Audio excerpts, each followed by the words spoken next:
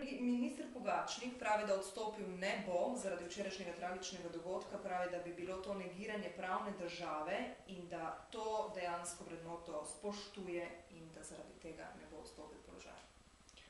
Mi v Slovenski ljudski stranki smo zagotovo šokirani in pretreseni nad dogodkom, ki se je zgodil.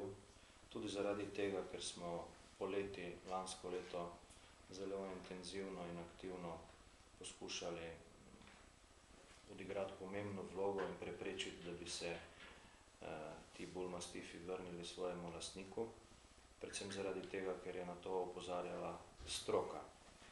Potrebno je spomniti, da je VURS v 3 svojih odločbah zelo jasno zapisal, da so psi nevarni in da jih je potrebno humano usmrtiti in da v vsakem primeru se ne smejo vrniti lastniku. Kljub temu je potem Ministrstvo za kmetijstvo kot drugostopenjski organ odločilo drugače, sestavilo 3-člansko skupino izvedencev, ki je po naši presoji bila pristranska. To na nek način dokazuje tudi sklep o imenovanju te 3-članske skupine izvedencev, kjer v obrazložitvi piše, citiram, stranko v postopku, ki jo zastopa odvetniška pisarna, je upravni organ seznanil z imenovanjem komisije in njenimi nalogami in pri imenovanju članov delno sledil njenemu predlogu. To pomeni, Ministrstvo za kmetijstvo je sledilo predlogu stranke v postopku. To pomeni, ta komisija zagotovo ne more biti neodvisna in nepristranska. Torej, to je nek postopek, ki po naši oceni ni normalen, še posebej zato, ponavljam, ker je VURS 3-krat decidirano v svoji odločbi izdal, da so psi neprimerni za vrnitev lastniku. Še na eno pomanjkljivost bi opozoril, če se že pogovarjamo o tem v pravni državi. Ne vem, kako je mogoče, da je lastnik oba bullmastifa prevzel v zavetišču že v torek 23.6. ob dejstvu, da je iz vrnjene vročilnice razvidno, da pa je odločbo Ministrstva za kmetijstvo prejel 27.6.2009. Torej, kako je možno, da je lastnik vse dobil prej, preden mu je bila izročena odločba.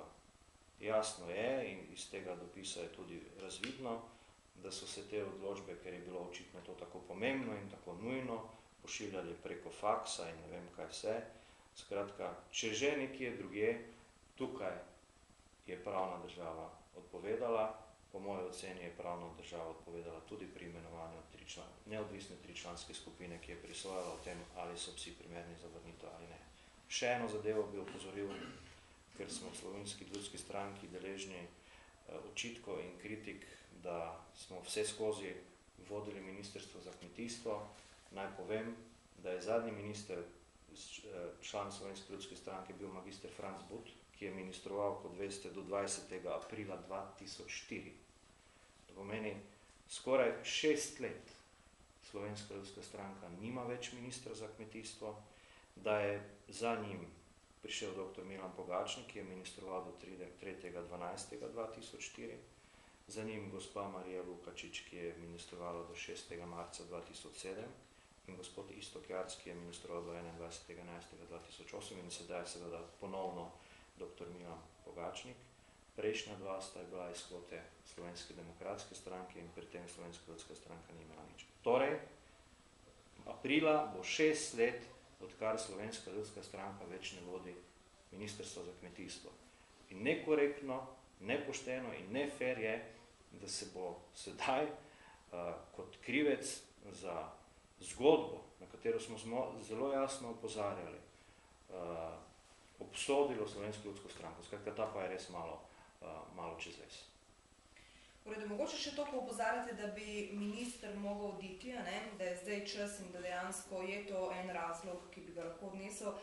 Minister se zdaj sklicuje dejansko, da je ravnal v skladu z zakonom, zato ker je pri 3 odločitvah VURS-a prišlo do nezakonitega ravnanja, zato ker niso upoštevali odločbo upravnega sodišča. Kako to komentirate? Veterinarska uprava, po moji oceni, je stroka. Torej, stroka je izdala svoje mnenje in gospod minister je veterinar, torej strokovnjak.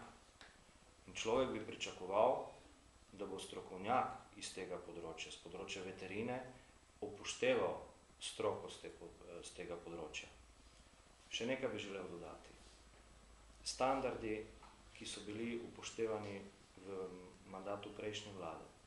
Spomnimo se mojega predhodnika ministra Božiča, ki je odstopil zaradi 2 nesreč, eno na železniškem prehodu in drugo na ljubljanski obvoznici oziroma v ljubljanskem obroču, je takrat preprosto odstopil in nima nobenega direktnega vpliva za to, kaj se je dogajalo. V tem primeru je Ministrstvo za kmetijstvo kot drugostopenjski organ vodilo ta postopek in bi lahko minister direktno vplival na to, ali se psi vrnejo